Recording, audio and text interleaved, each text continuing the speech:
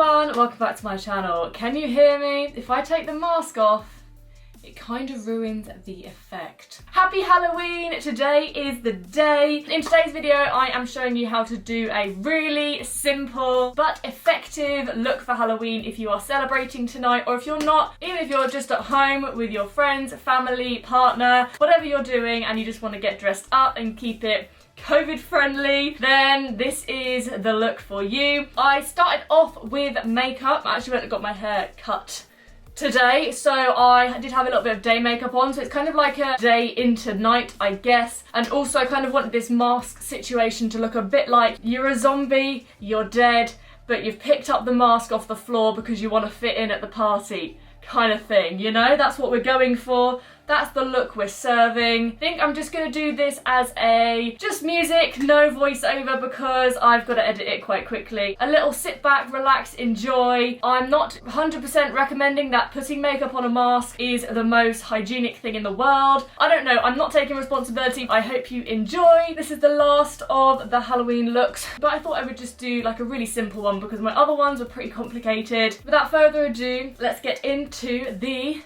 tutorial.